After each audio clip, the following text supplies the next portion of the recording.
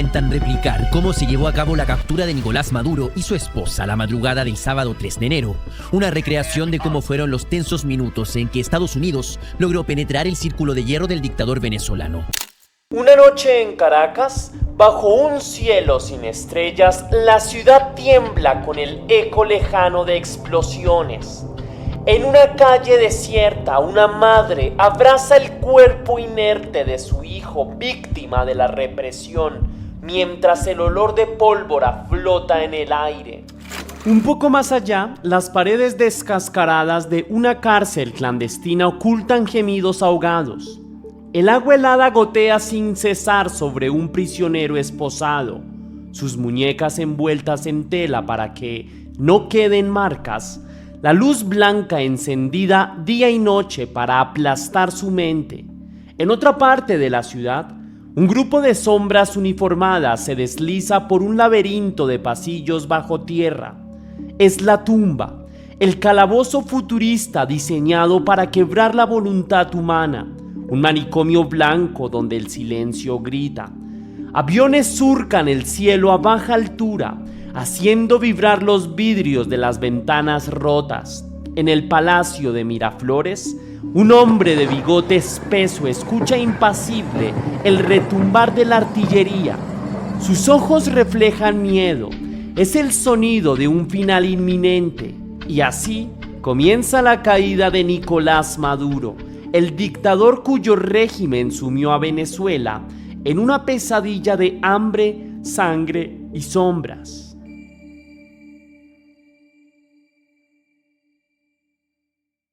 Pero antes de iniciar, quisiera enviar un saludo muy especial a 3 leyendas. La primera, a Bonita P, que me escribió: gracias Tess, soy madre soltera pero te comparto poquito de lo mucho que me da Dios y tú con tus intenciones haces mis días. Mil gracias, que Dios te bendiga y siempre te acompañe. Muchísimas gracias a ti por verme, por tus palabras, por escribir el mensaje, por tomarte el tiempo. Te envío un fuerte abrazo, te deseo un feliz 2026 y que las cosas vayan de maravilla en tu vida. Muchísimas gracias por estar aquí en la comunidad. También quiero agradecer a Clara Linares, que me escribió: gracias a ti, Clara, por verme, por acompañarme de alguna manera desde tu casa. Te envío un fuerte abrazo y te deseo un feliz 2026. Y a Jacqueline Castellano Castel, que me escribió: gracias, muchísimas gracias Jacqueline, espero que tu vida vaya muy bien, te envío un fuerte abrazo. Y recuerda que si tú quieres ser saludado para un próximo video, lo puedes hacer con el botón de super gracias que se ubica allí abajo, justo al lado del botón compartir, o con el link de PayPal que tienes en la descripción de este video.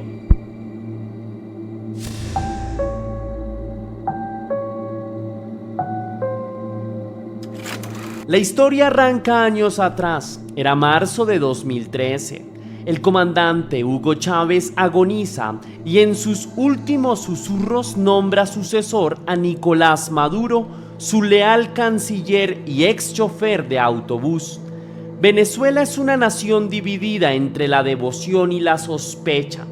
Maduro se presenta como hijo de Chávez, envuelto en la simbología bolivariana y la promesa de continuar la revolución socialista. En los murales de los barrios brilla el rostro de Chávez como un Cristo pagano y junto a él la imagen de Maduro.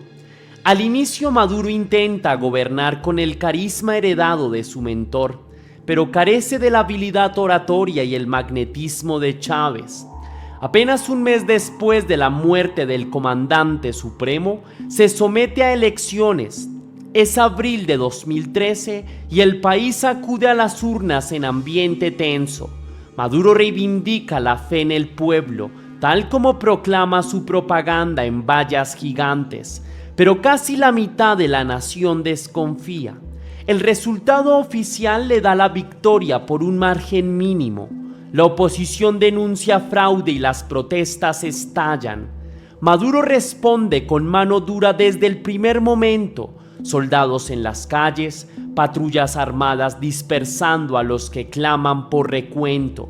El eco de esa noche postelectoral presagia lo que vendría, un líder dispuesto a aferrarse al poder a cualquier precio, ungido por la memoria de Chávez, pero ya seducido por los métodos del tirano. Sin la bonanza petrolera que sostuvo a su antecesor, Maduro hereda una economía al borde del abismo. El crudo cae, las arcas flaquean y las promesas de prosperidad chavistas se evaporan. Sin embargo, en lugar de rectificar, el nuevo presidente recurre al viejo libreto del enemigo externo. Habla de complots imperiales, de guerra económica librada por fantasmas. Mientras tanto, a puerta cerrada empieza a tejer alianzas siniestras, altos mandos militares que se enriquecen con tráficos turbios, jueces dispuestos a torcer la ley y asesores venidos de tierras lejanas, países como Cuba y Rusia que le susurran estrategias de control social. Y así se dispone a cumplir la misión que cree divina: sostener la revolución bolivariana a sangre y fuego.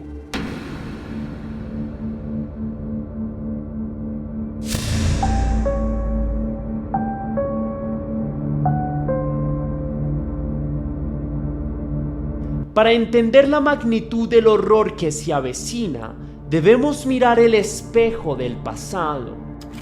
Venezuela juró nunca más a la dictadura tras derrocar al general Marcos Pérez Jiménez en 1958. Aquel tirano de la década de 1950 gobernó con puño de hierro. Cerca de 3.000 opositores fueron encarcelados bajo su régimen, muchos torturados en las mazmorras de la temida Seguridad Nacional.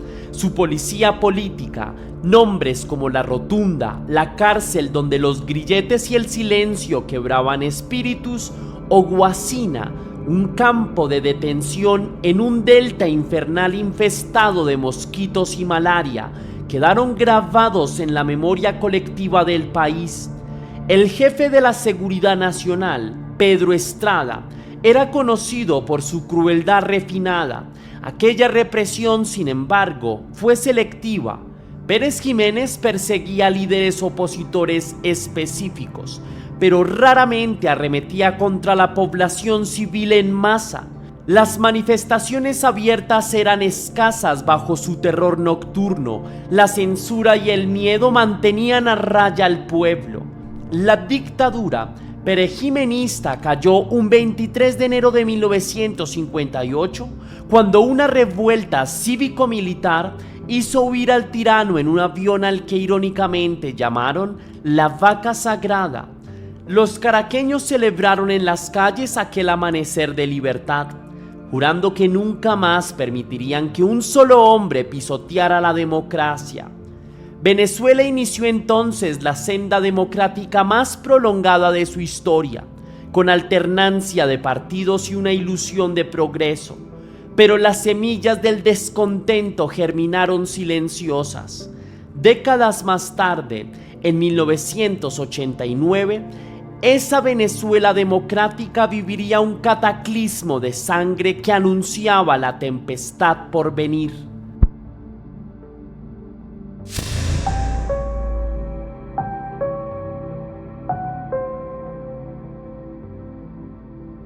...27 de febrero de 1989... la Caracas de los Cerros despertó con furia. En la ciudad dormitorio de Guarenas estalló la chispa. Un aumento brutal del precio de la gasolina y del pasaje del transporte público encendió la pradera seca del descontento. Lo que comenzó como protestas espontáneas por el costo de la vida se convirtió en una rebelión de los pobres. Saqueos, incendios, barricadas. Una ola de cólera popular recorrió el país de punta a punta en cuestión de horas. La crisis económica había golpeado por años a los más humildes. La brecha entre ricos y pobres era un abismo absoluto. Venezuela, acostumbrada a la bonanza petrolera, se encontró de pronto con el estómago vacío y la rabia acumulada. El presidente de entonces, Carlos Andrés Pérez, ordenó al ejército tomar las calles para sofocar la insurrección. Lo que siguió fue una masacre, tanquetas patrullando los barrios, francotiradores en las azoteas, ráfagas de fusil en la noche. Los vecinos de los barrios altos recuerdan el toque de queda no oficial. Quien encendiera una luz o se asomara tras la ventana corría el riesgo de ser blanco de un disparo. Cuerpos tendidos en la acera al amanecer, desaparecidos que jamás volvieron. Las cifras oficiales admitieron 276 muertos, pero los testigos sabían que eran muchos más. Se habló de 300, quizá 500, incluso miles de venezolanos acribillados o desaparecidos en esos días de furia. Bulliciosamente, camiones del gobierno recogieron cuerpos envueltos en sábanas para enterrarlos en fosas comunes clandestinas, tratando de borrar el rastro de la matanza. Aquel evento, conocido como el Caracazo, marcó a fuego la memoria del país, un antes y un después. La gente pobre de los cerros, los mismos que habían aplaudido la caída de Pérez Jiménez, sintieron traicionada la promesa de la democracia. Surgió entonces un murmullo de cambio que corrió por los cuarteles. Jóvenes oficiales, indignados por tener que disparar contra su propio pueblo, empezaron a conspirar. Entre ellos, despuntó un nombre histórico: Hugo Chávez Frías, teniente coronel que juró vengar a los caídos. El Caracazo fue el crisol que forjó a Chávez y a la revolución bolivariana. Paradójicamente, sería el comienzo de otra tragedia. Lo que Venezuela vivió en 1989 volvería a vivirse con distinto ropaje ideológico bajo la era de Nicolás Maduro.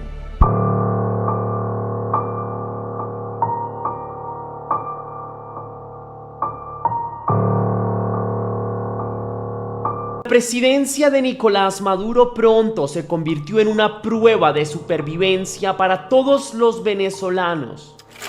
La economía se desplomó en cámara lenta y la abundancia petrolera de antaño se esfumó como un espejismo. Para 2025, los anaqueles de los supermercados yacían vacíos. No había harina, no había arroz, tampoco habían medicinas. Las filas interminables de personas bajo el sol a la espera de un pan se hicieron parte del paisaje urbano diario. Los estómagos rugían en barrios enteros. Venezuela atravesó una emergencia humanitaria compleja, declaró la ONU, con millones de personas sin acceso a atención médica básica ni nutrición adecuada. La gente moría de enfermedades tratables por falta de medicamentos. Niños sucumbían a la desnutrición en hospitales donde no quedaba ni electricidad para encender las incubadoras. El hedor de las bolsas de basura rotas se volvió familiar. Familias enteras hurgando en los desperdicios para encontrar algo de comida. ¿Cómo explica que hay tanta gente que ha muerto en sus hospitales y que no tiene que comer y que está comiendo de los camiones de basura, como me tocó verlo ayer? Siguen con su guión. Aquellos que todavía tenían mascotas, en casos extremos, se vieron obligados a sacrificarlas para alimentarse de ellas. El tejido social se desgarró completamente. El bolívar, la moneda nacional, se hizo trizas por la hiperinflación. Los precios subían a diario, a veces de mañana a tarde. Un salario mínimo llegó a valer menos que una caja de huevos. Las cifras eran delirantes: millones por un simple kilo de arroz.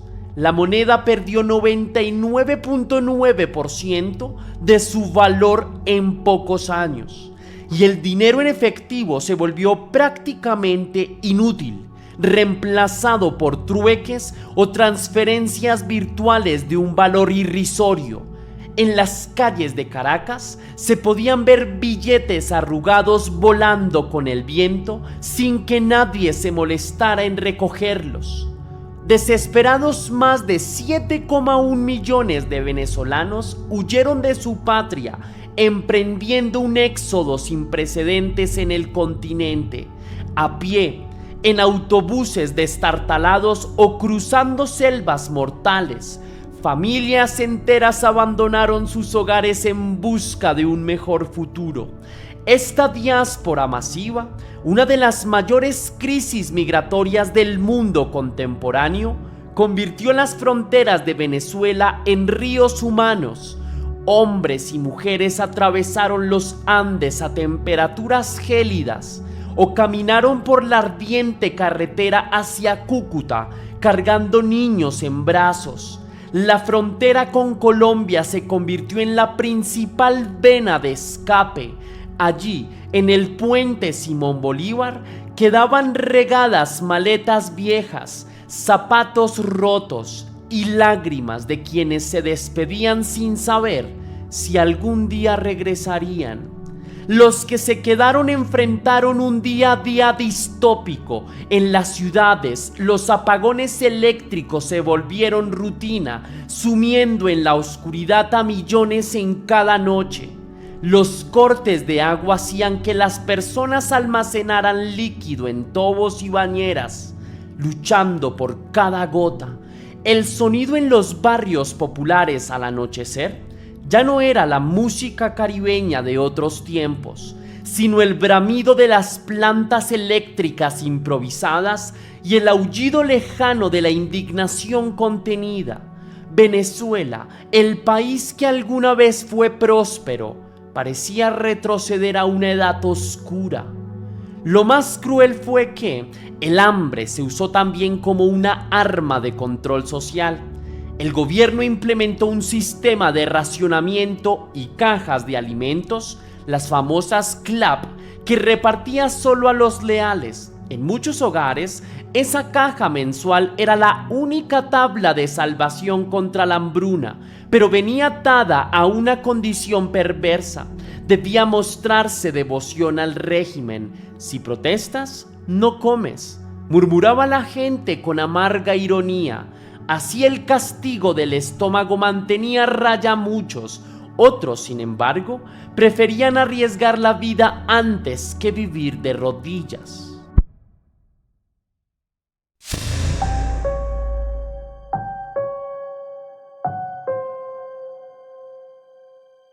A medida que el hambre y la frustración crecían, también crecía la resistencia.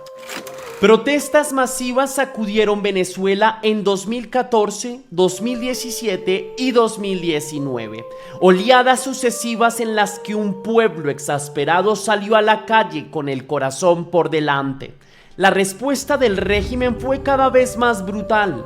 Maduro desató la maquinaria de represión más cruenta que el país hubiese visto en tiempos modernos, incluso superando los horrores del pasado.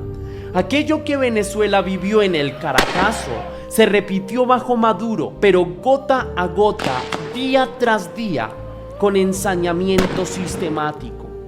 En febrero de 2014, estudiantes universitarios iniciaron marchas contra la inseguridad y la crisis. Las consignas de libertad resonaron en Caracas y otras ciudades. El régimen respondió liberando a sus perros de presa, la Guardia Nacional Bolivariana y los temidos colectivos armados.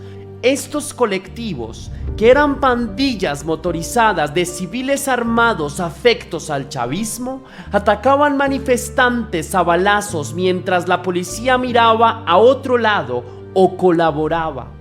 En cuestión de semanas, más de 40 personas habían muerto. Uno de los líderes opositores, Leopoldo López, fue encarcelado tras convocar manifestaciones acusado de incitación.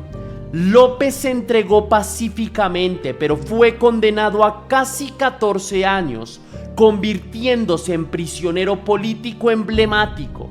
La fotografía de su camisa blanca manchada de la tierra del camino, al ser llevado preso, quedó grabada en la mente de un país. Si 2014 fue una advertencia, 2017 fue un cataclismo. Durante 4 meses, de abril a julio, Venezuela ardió en protestas diarias contra un Maduro que acababa de orquestar la anulación de la Asamblea Nacional, de mayoría opositora, mediante una asamblea constituyente fraudulenta. Millones de personas salieron a la calle con banderas, pitos y pancartas, desafiando balas con la convicción de quienes sienten que ya no tienen nada que perder. La respuesta gubernamental fue despiadada, francotiradores apuntando a la multitud, tanquetas arrollando manifestantes, miles de detenciones arbitrarias. Más de 120 personas murieron en esos meses, muchos de ellos jóvenes de 17 y 18 años, con sueños destrozados en el pavimento. Las imágenes de aquellos días estremecieron al mundo completo. Un violinista, Willy Arteaga, tocaba el himno nacional con su violín en medio de gases lacrimógenos. Fue detenido y golpeado. Su violín fue destrozado. Un adolescente, Nairobi Pinto, corría con una máscara antigás improvisada cuando un disparo la alcanzó. Un joven de 17 años, Neomar Lander, cayó con el pecho abierto por el impacto de una bomba lacrimógena o un proyectil. Su sangre y su cartel de "No más dictadura" quedaron sobre el asfalto como un testimonio final. La Fuerza de Acción Especial, una unidad élite policial creada supuestamente para combatir el crimen, se dedicó en cambio a infundir terror en barriadas opositoras. Irrumpían en las noches, apuntaban con fusiles a familias enteras, realizaban ejecuciones extrajudiciales maquilladas como enfrentamientos. De hecho, entre 2016 y 2019, las fuerzas de seguridad reportaron más de 19,000 muertes catalogadas como resistencia a la autoridad, muchas de las cuales fueron en realidad simples asesinatos estatales a sangre fría. Dentro de esta espiral de violencia, pocos episodios ilustran mejor la crueldad del régimen que la masacre del Junquito en enero de 2018. Óscar Pérez, un ex inspector de la policía científica, se había sublevado meses antes contra Maduro, volando un helicóptero sobre Caracas para lanzar panfletos y un par de granadas aturdidoras al Ministerio del Interior, un acto simbólico contra el gobierno. Convertido en prófugo célebre, Pérez se ocultó con un puñado de compañeros. El 15 de enero, las fuerzas especiales dieron con su escondite en el Junquito, a las afueras de Caracas. 500 efectivos militares y policiales rodearon la vivienda al amanecer. A pesar de que Óscar Pérez salió ante las cámaras improvisadas a decir "nos rendimos, no disparen", el régimen había decidido darle un escarmiento ejemplar. Lanzacohetes antitanque fueron disparados contra la casa. La balacera duró horas, televisada en parte en redes sociales. Al final, mataron a los 7 rebeldes. Pérez y sus compañeros fueron ejecutados con tiros de gracia, sus cuerpos exhibidos sin pudor en fotografías filtradas. Enviaron un mensaje escalofriante: así termina quien desafía al gobierno.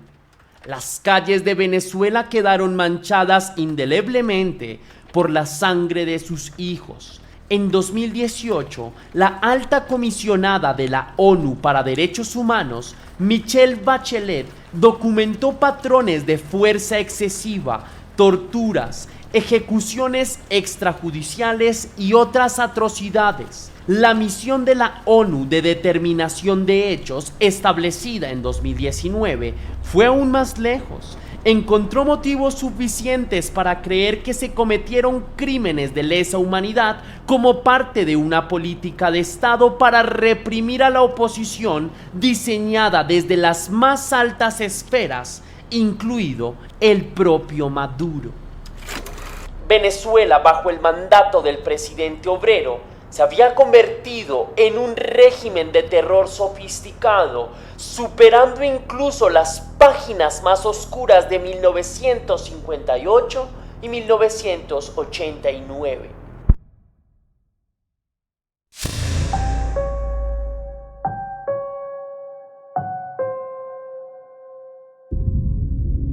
Pero la represión de Maduro no se conformó con matar y dispersar en las calles. Había que castigar el espíritu de quienes disentían, quebrarlos desde adentro, en la oscuridad donde nadie viera. Así, el régimen desplegó una red de centros de detención y cárceles políticas que se convirtieron en verdaderos infiernos en la tierra. La temida Dirección General de Contrainteligencia Militar y el Servicio Bolivariano de Inteligencia Nacional asumieron un rol protagónico en este aparato represivo.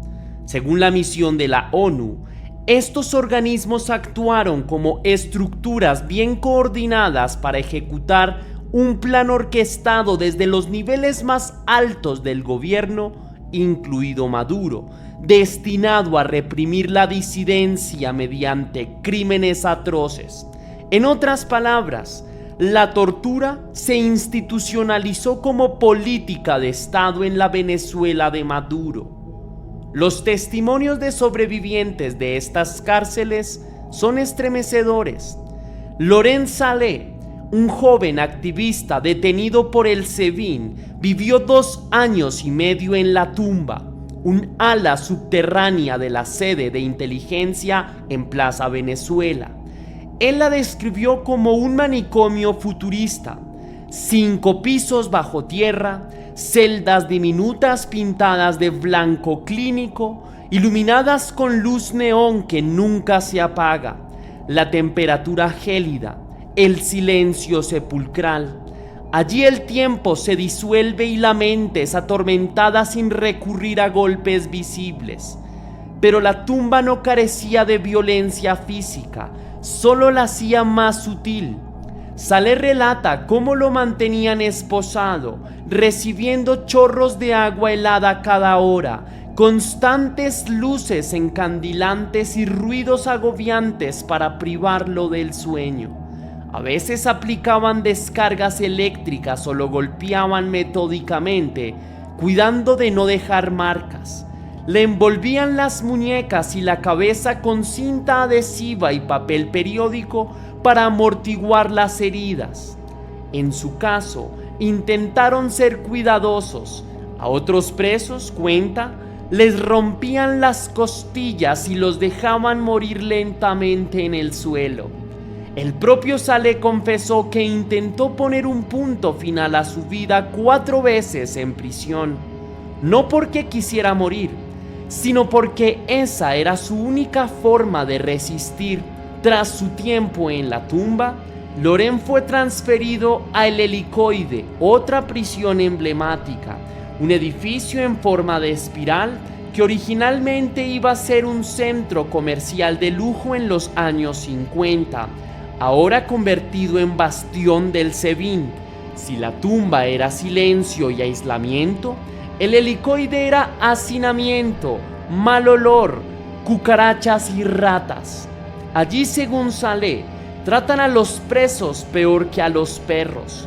Relató escenas dantescas, hombres golpeados hasta arrodillarse y otros obligados a presenciar o incluso a participar en el maltrato de compañeros para ganar pequeños privilegios o evitar ser ellos las víctimas.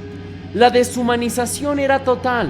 Con el tiempo, algunos presos se acostumbraban a torturar y otros a ser torturados en una macabra domesticación del horror. No fueron pocos los que perdieron la vida bajo tortura en estos centros. El caso del capitán de corbeta Rafael Acosta Arévalo conmocionó a la nación en 2019. Acusado de conspiración, estuvo desaparecido por días en manos del DGCIM. Cuando finalmente lo presentaron ante un tribunal militar, entró en silla de ruedas, incapaz de hablar o moverse, con los pies hinchados, las uñas ensangrentadas y el cuerpo cubierto de heridas. Apenas pudo balbucear pidiendo auxilio a su abogado antes de desplomarse. Murió horas después en un hospital militar. La autopsia reveló un calvario, edema cerebral, fracturas y rabdomiolisis por trauma múltiple. En resumen, su cuerpo fue apaleado hasta el colapso total. Rafael Acosta fue torturado y asesinado en custodia, convirtiéndose en símbolo de la barbarie institucional. Como él, al menos 85 personas murieron a consecuencia de torturas a manos de agentes estatales entre 2013 y 2023, y los números globales erizan la piel. En 10 años de gobierno de Maduro, se documentaron 1.652 víctimas de tortura y 7.309 tratos crueles, inhumanos o degradantes, para un total de 43.000 abusos a la integridad personal de detenidos, cifras propias de un régimen de terror. Los perpetradores de estas atrocidades rara vez se enfrentaron consecuencia alguna. La impunidad fue la norma. Los jueces y fiscales se convirtieron en cómplices, ignorando denuncias o fabricando cargos falsos contra las víctimas, como lo señaló la ONU. El Poder Judicial venezolano, lejos de frenar abusos, sirvió de mecanismo y de represión, avalando detenciones ilegales, prolongando prisiones preventivas sin juicio y mirando hacia otro lado ante las torturas evidentes. En este tenebroso ecosistema, las voces disidentes eran silenciadas por el miedo. Periodistas independientes, ONG de derechos humanos, cualquiera que alzara la voz podía terminar en esas celdas malditas. Venezuela vivía una noche oscura del alma, donde el sufrimiento era oculto tras muros y la justicia era una burla sangrienta.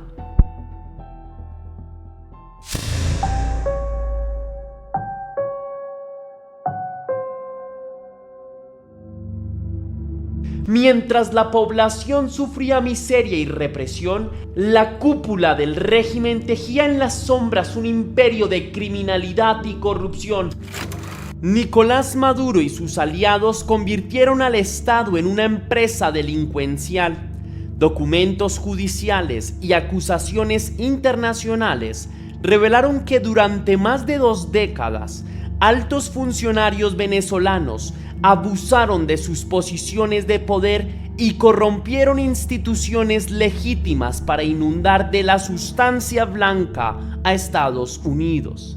Era la acusación formal que fiscales estadounidenses habían presentado en 2020 y ampliaron en 2025.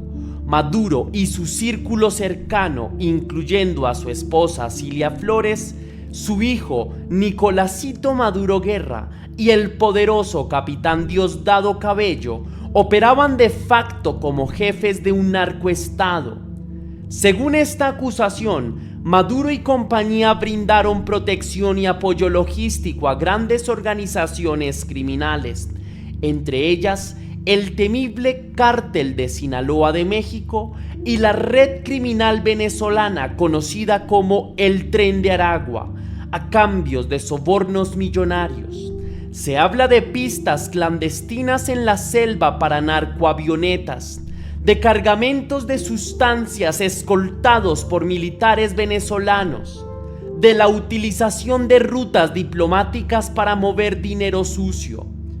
Uno de los hechos concretos imputados a Maduro es la venta de pasaportes diplomáticos a conocidos narcos y la facilitación de vuelos bajo cobertura diplomática para traer ganancias de la sustancia blanca desde México a Venezuela. Bajo su mirada, Venezuela se transformó en trampolín del narco global. Toneladas de la sustancia blanca de origen colombiano salían por puertos y pistas venezolanas rumbo a Centroamérica y luego a Norteamérica, también a Europa, regando muerte más allá de nuestras fronteras. Estados Unidos acusó formalmente a Maduro de conspiración de narcoterrorismo, conspiración para importar sustancias ilegales, posesión de armas de guerra y dispositivos destructivos y conspiración para poseer tales armas. Estos cargos reflejan la imagen de un Estado mafioso, mientras el ciudadano común hacía filas por un pedazo de pan. Los jerarcas revolucionarios llenaban sus bolsillos con dólares del contrabando de sustancias, oro y combustible. Diosdado Cabello, a quien muchos señalan como cabecilla del llamado Cártel de los Soles, una red de militares narcos, también figuró entre los acusados en Nueva York.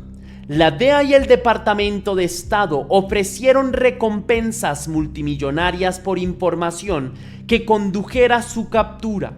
De hecho, en 2020, Estados Unidos llegó a poner precio a la cabeza de varios de ellos: $15 millones por Maduro, varios millones por Cabello, por el exgeneral Hugo Carvajal, por Tarek el Aissami y otros altos cuadros. En el mundo del crimen internacional, la cúpula chavista estaba ya al nivel de los capos más buscados del planeta. No solo fueron sustancias, la corrupción rampante en todos los niveles del Estado permitió saqueos colosales.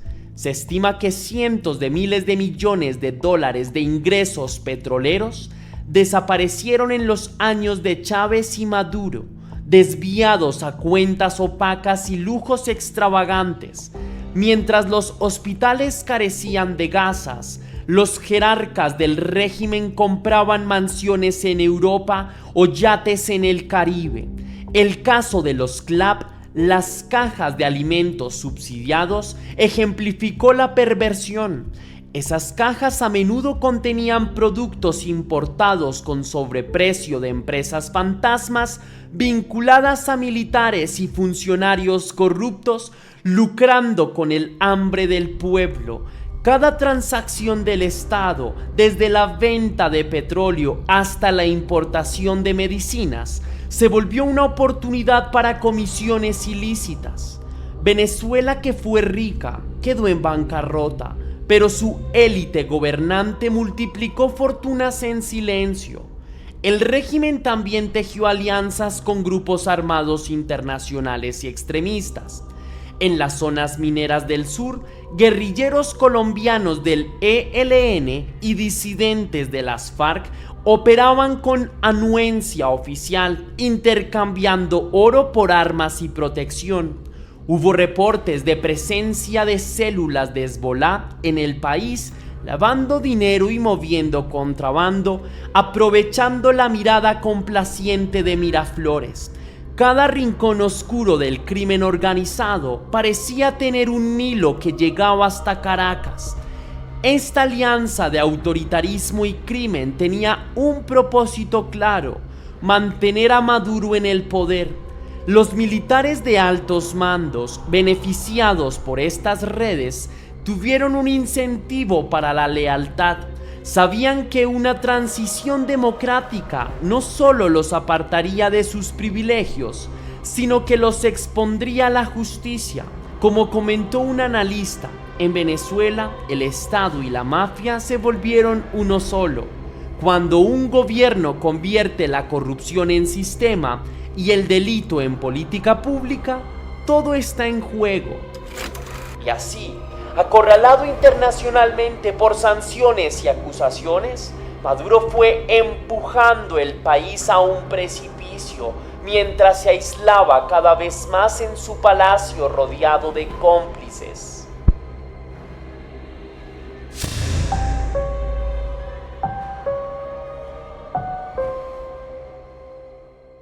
Que yo soy narcotraficante, usted es un gran narcotraficante, los norteamericanos no olvidan. Usted ya tiene indictment en los Estados Unidos, se lo hizo Walid Maclé García, que estuvo preso conmigo. Y él sabe muy bien quién es usted. Y antes de que fuera enviado por un negocio que ustedes hicieron con el gobierno colombiano a Venezuela, Walid Maclé negoció con los norteamericanos y la embajada norteamericana los vendió a ustedes. Espero que cuando vaya preso tenga la mitad de la fortaleza que tuve yo, porque usted va a terminar sus días en la prisión de máxima seguridad de Marion, supremamente brava. Por eso no quieren ustedes soltar el poder, porque saben que la justicia va detrás de ustedes, criminales. ¿Cómo crees que va a terminar Maduro? Jaime, si no hay una intervención militar, no hay manera de acabar con el régimen.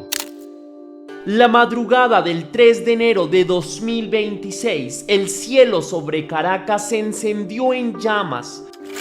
Lo que muchos pensaron que nunca ocurriría, ocurrió de golpe.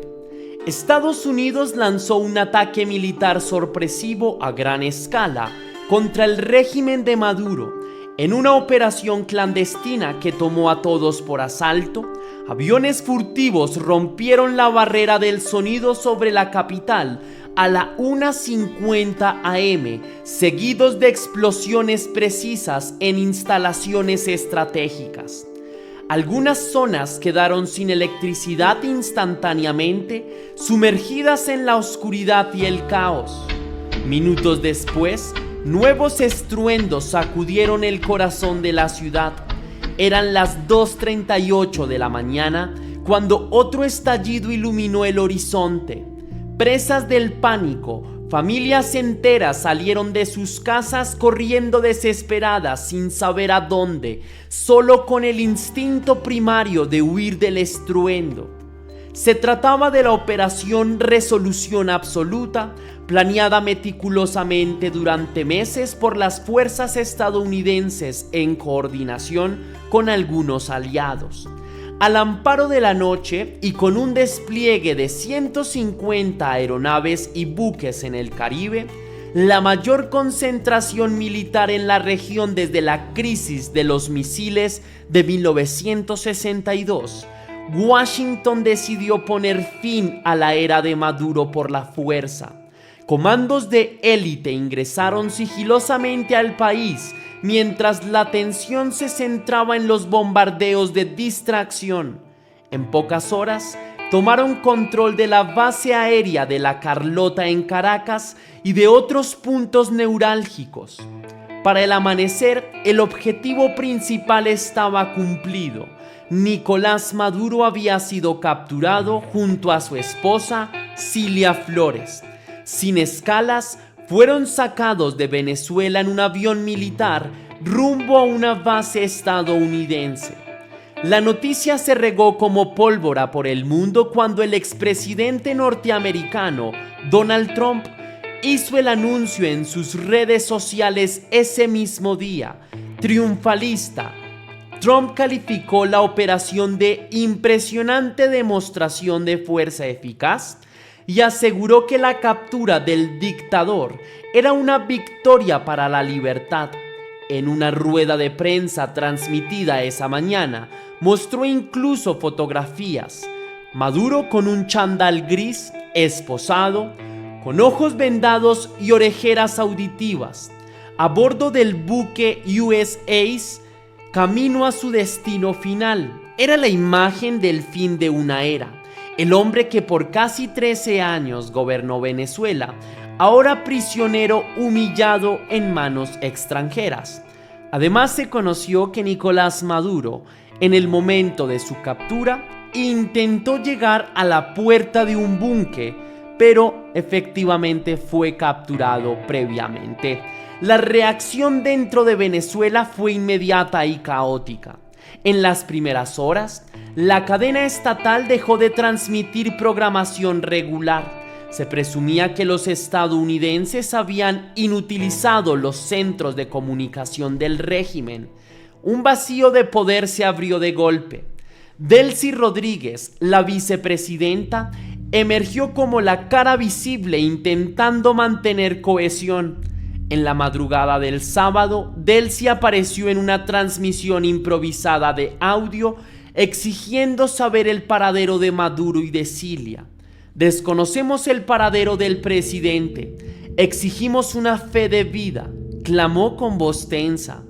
Entretanto, el Tribunal Supremo, fiel al chavismo, emitió una apresurada sentencia nombrando a Delcy Rodríguez presidenta interina en ausencia del jefe de Estado. La maniobra buscaba dar un barniz de continuidad legal a un gobierno decapitado. Diosdado Cabello, ministro del Interior y mano derecha de Maduro, no tardó en dejarse ver, rodeado de un grupo de incondicionales con camisas rojas. Dio un discurso transmitido por la televisora estatal, recuperada horas después. Nicolás es el hombre de la paz, ¿vale? ¿Cuántos llamados? Yo estoy dispuesto a conversar hasta con el diablo, que Dios me perdone. ¿Cuántas demostraciones reales hizo el presidente Nicolás Maduro? Que construyamos una Venezuela de paz, de respeto a la vida. Vayamos a la pacificación social de Venezuela. Venezuela no se rinde. Venezuela va a seguir de pie. Nuestro pueblo va a seguir de pie. Nuestra tarea fundamental es traer a Cilia y a Nicolás. Y lo vamos a lograr. Lo vamos a lograr. Más temprano que tarde han convertido a Cilia y a Nicolás en unos héroes, no solo nacionales. Con rostro duro, denunció una gravísima agresión imperialista y afirmó que bombas estadounidenses habían acabado a civiles inocentes mientras el pueblo dormía. Cabello, furioso, arengó a las fuerzas chavistas. Aquí hay un pueblo organizado que sabe lo que tiene que hacer.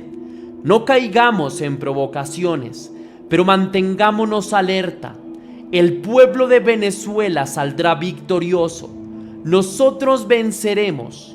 Era el grito combativo de un régimen herido de muerte, pero no completamente hundido. Aún contaban con militares, milicias y colectivos en el terreno. Sin embargo, en las calles el ambiente era ambiguo. Miles de ciudadanos, agotados tras años de sufrimiento, salieron a celebrar la caída de Maduro. En barrios populares de Caracas se oyeron cacerolazos de júbilo esa noche. En zonas de clase media y alta, caravanas de autos tocaron corneta y ondearon banderas venezolanas junto a banderas de Estados Unidos. La diáspora venezolana también celebró en distintas latitudes. En Buenos Aires, cientos de exiliados se congregaron en torno al obelisco iluminado con los colores amarillo, azul y rojo, festejando la captura de Maduro y Flores. En Miami y Madrid, resonaron consignas de libertad frente a los consulados. Pero la alegría no era unánime. Un sector del pueblo, adoctrinado en la narrativa antiimperialista durante décadas, se indignó con la intervención extranjera. ¡Venezuela! ¡Hands up, Venezuela! ¡Free President Maduro! ¡La lucha sigue! ¡Libertad, socialismo o muerte! ¡Venceremos! En los bastiones chavistas, algunos salieron con banderas y carteles de Chávez, llorando de rabia y prometiendo resistencia. En zonas rurales, relatos confusos hablaban de grupos armados chavistas reorganizándose. Venezuela quedó súbitamente fracturada y en vilo. Por un lado, el alivio de muchos por el fin de la tiranía, y por otro, el desconcierto y resentimiento de aquellos que veían en la captura de Maduro una afrenta a la soberanía nacional. La comunidad internacional se dividió también. Gobiernos afines al chavismo como Cuba, Nicaragua y Bolivia condenaron lo ocurrido como un secuestro y un ataque al derecho internacional, exigiendo la liberación inmediata de Maduro. México y Argentina expresaron preocupación por el uso de la fuerza unilateral. Otros, en cambio, aplaudieron abiertamente. Estados Unidos, por boca de su secretario de Defensa, proclamó que los estadounidenses se beneficiarán con la captura de Maduro, aludiendo a que con él fuera del poder, Venezuela podría liberarse y aprovechar sus riquezas sin costo de sangre norteamericana. En Colombia, Chile y Brasil, los gobiernos democráticos celebraron que Venezuela será libre. La Unión Europea, más cauta, pidió calma y respeto a los derechos humanos en la transición. Y mientras tanto, en Nueva York, Nicolás Maduro arribó como prisionero a territorio estadounidense el 4 de enero de 2026 por la noche. Fue inmediatamente conducido a la sede de la DEA en Manhattan, desde donde sería trasladado a un centro de detención federal de máxima seguridad. El lunes siguiente estaba previsto que compareciera ante un juez en la Corte del Distrito Sur de Nueva York, enfrentando los cargos que por años pendían sobre él. Sin embargo, en esta primera audiencia, Nicolás y su esposa negaron los cargos que se les acusaba de terrorismo. El caso recayó en un juez veterano que ya en 2020 había sido asignado a la acusación original contra Maduro. Irónicamente, la defensa de Maduro pretendía argumentar inmunidad por ser jefe de Estado, pero un antecedente pesaba en contra. Así como el panameño Manuel Noriega, capturado por Estados Unidos en 1989, no logró escapar de la justicia norteamericana, Maduro tampoco tendría éxito en esquivar el banquillo de los acusados. Los fiscales, por su parte, enumeraron sus crímenes en la acusación actualizada: más de 25 años de conspiración para usar la sustancia blanca como arma contra Estados Unidos, protección a cárteles, venta de pasaportes e incluso señalamientos a Cilia Flores por ordenar secuestros y asesinatos en el marco de una conspiración. Las pruebas incluían informantes, fotos, audios y un largo historial de informes de inteligencia. Así, de la noche a la mañana, uno de los hombres más poderosos de Venezuela se convirtió en reo en otro país. Su captura cerraba un capítulo siniestro, pero habría una incógnita gigantesca. ¿Qué pasaría con la nación sudamericana tras la caída del caudillo?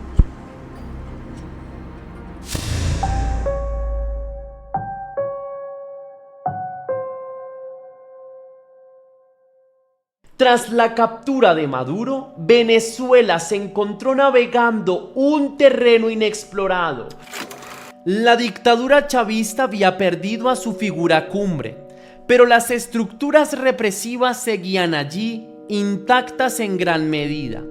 En Caracas, la ahora proclamada presidenta interina Delcy Rodríguez trató de ejercer mando, flanqueada por Diosdado Cabello en interior, controlando la inteligencia, y el general Vladimir Padrino López en defensa, ambos asegurando públicamente que la revolución continuaría. Era un gobierno decapitado, pero aún con garras, pues controlaba los tanques, los fusiles y los organismos de seguridad.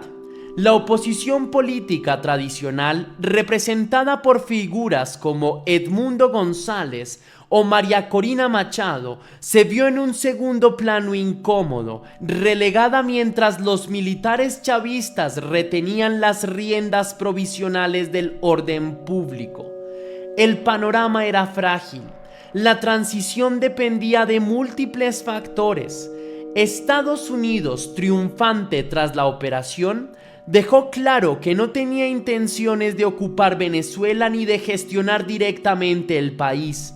Pero Trump advirtió que mantendría tropas hasta asegurar una transición segura y apropiada. Washington insinuó que negociaría con el chavismo residual en Caracas para facilitar un nuevo gobierno, lo cual levantó suspicacias. ¿Significaba eso pactar con gente como Cabello o Padrino, responsables de tantos crímenes? La sociedad venezolana y la diáspora observaban con incertidumbre. El anhelo era restaurar la democracia genuina, pero existía el temor de un chavismo sin Maduro, una suerte de gatopardismo donde todo cambie en apariencia para que en el fondo todo siga igual. Entre tanto, sobre el terreno, la seguridad interna pendía de un hilo. La ausencia de Maduro podía alentar a facciones militares a rebelarse o a enfrentarse entre sí.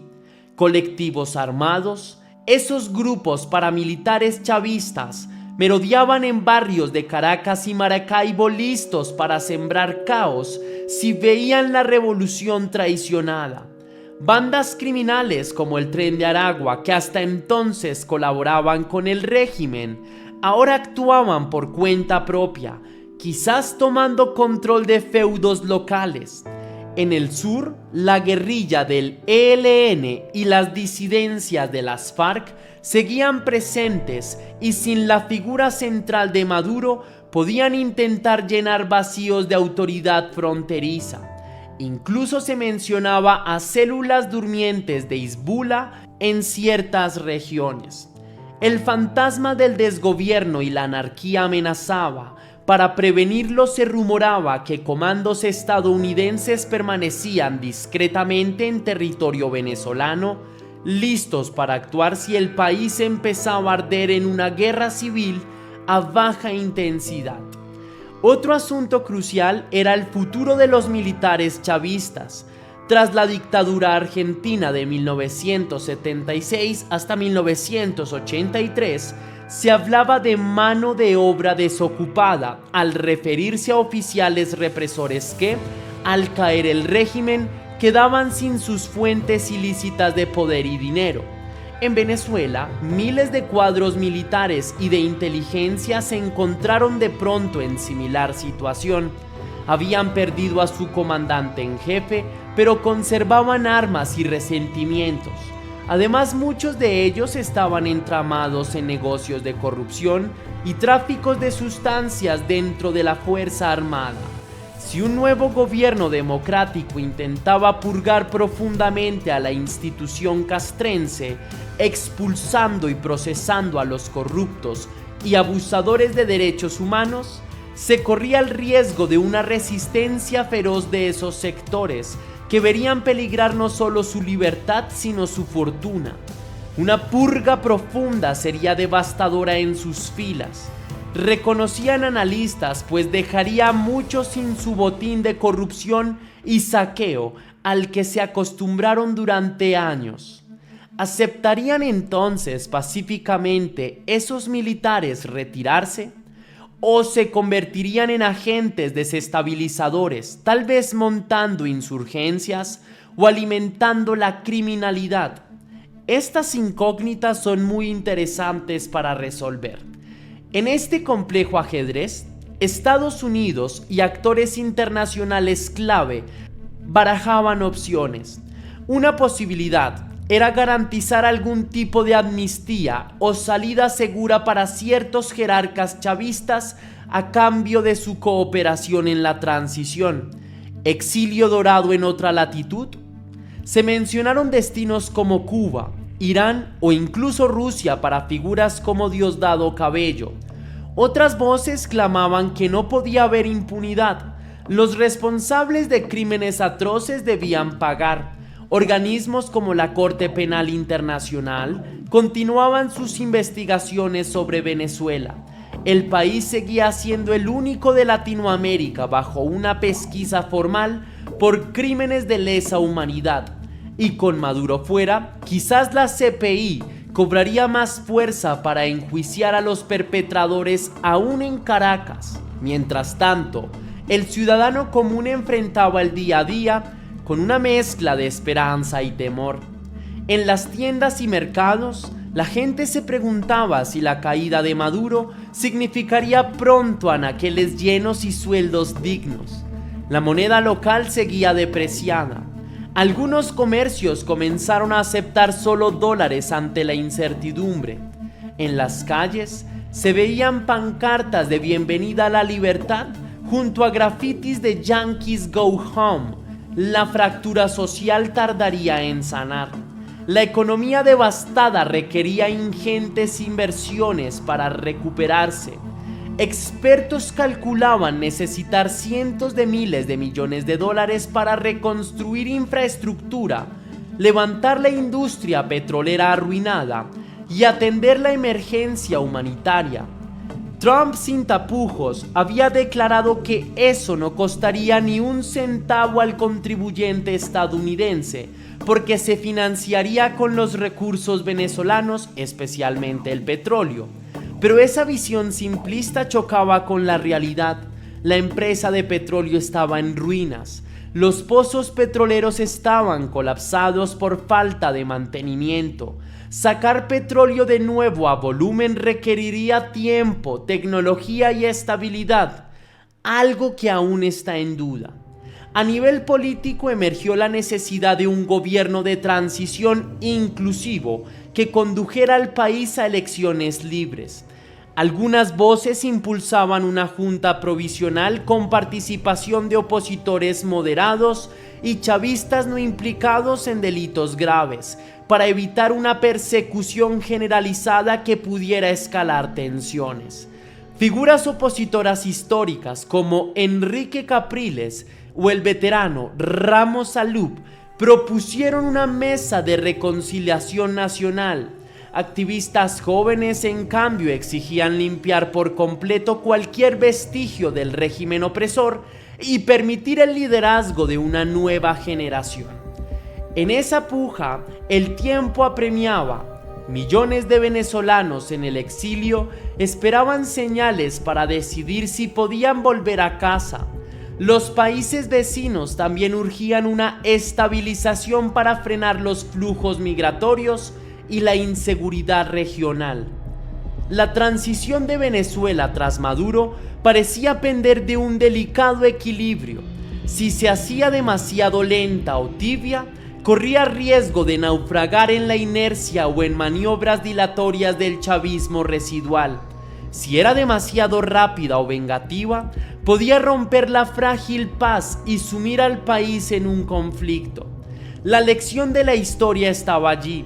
Al caer Pérez Jiménez en 1958, las fuerzas democráticas lograron un pacto de punto fijo que dio estabilidad, pero a costa de ciertas concesiones.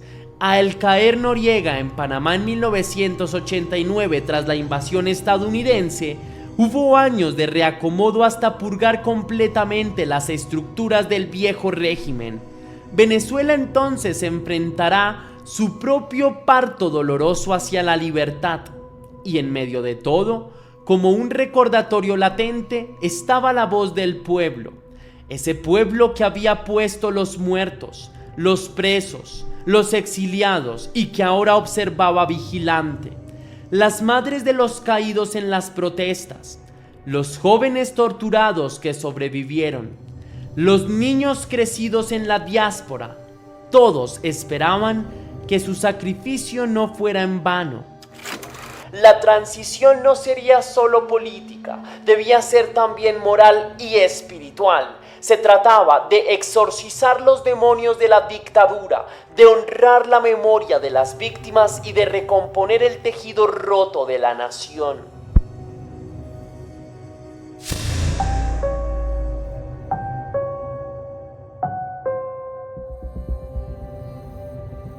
Caracas, tiempo después, la noche vuelve a caer sobre la ciudad, pero esta vez hay un extraño silencio lleno de posibilidades. En el cielo, tímidamente, se asoman estrellas sobre el Ávila, libres del velo de smog y humo. La brisa fresca de la montaña baja a los barrios donde aún persisten cicatrices, fachadas agujereadas por balas, paredes pintadas con nombres de mártires, santuarios improvisados con velas en las esquinas donde cayó algún joven. Venezuela despierta de una larga pesadilla y mira a su alrededor, incrédula de seguir en pie. El dictador está ausente, tras barrotes lejanos, pero sus fantasmas rondan. En las esquinas donde antes patrullaban los colectivos armados, hoy juegan niños descalzos, aunque de vez en cuando alguno señala con miedo hacia la sombra, como esperando ver aparecer a aquellos motorizados del terror.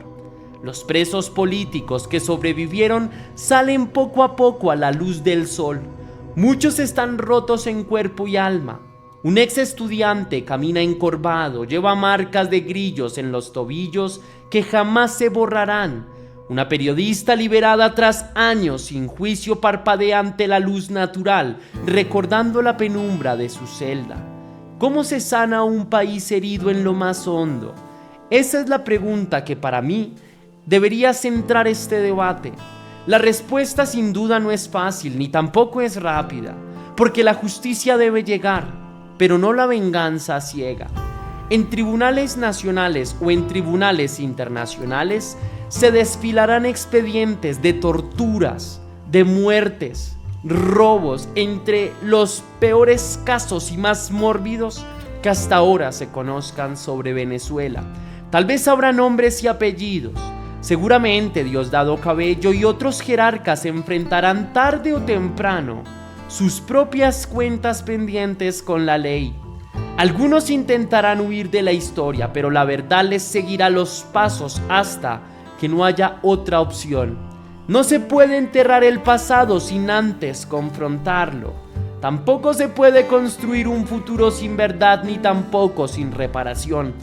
Esa para mí es la tarea de esta generación, la de mirar hacia el frente a sus monstruos para poder derrotarlos de verdad.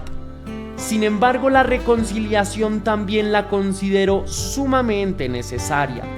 Venezuela no puede exiliar a media nación. De alguna forma, quienes hoy se odian deberán convivir el día de mañana. El soldado raso que disparó por orden de un superior, la enfermera que cayó por miedo, el funcionario que falsificó un documento para salvar su empleo. Todos estos empleos o trabajos terminan siendo en últimas personas, terminan siendo seres humanos. Todos son piezas de este complejo mosaico. Por lo tanto, creo que hay que distinguir entre culpables y cómplices por coerción, entre quienes merecen perdón y quienes deben ser apartados para siempre del poder. En esa labor la grandeza de espíritu será tan indispensable como el rigor mismo de la ley. A medida que las noches transcurran, un nuevo amanecer iluminará a Venezuela. Quizá tarde meses, tal vez tarde años en brillar con esa plenitud que anhelan los venezolanos, pero se intuye en los pequeños cambios, el sonido de una risa en una plaza que antes era desierta, el mercado donde vuelven a aparecer las frutas, los alimentos, en las escuelas reabriendo con niños que regresan del exilio con los sueños calientes, con la idea de poder servir a su país. La economía poco a poco espero que se reconstruya con la ayuda internacional y el esfuerzo titánico de su gente. Que los campos volverán a producir en algún momento y las industrias a operar de manera rigurosa, pero también de manera legal, también de manera estructurada, de manera organizada que permita generar riqueza. Pero más importante para mí será reconstruir esa confianza, la confianza entre vecinos, la confianza entre gobernantes y gobernados, entre Venezuela y el mundo, porque si algo detesto en las dinámicas políticas es que nos separan mucho más de lo que nos unen.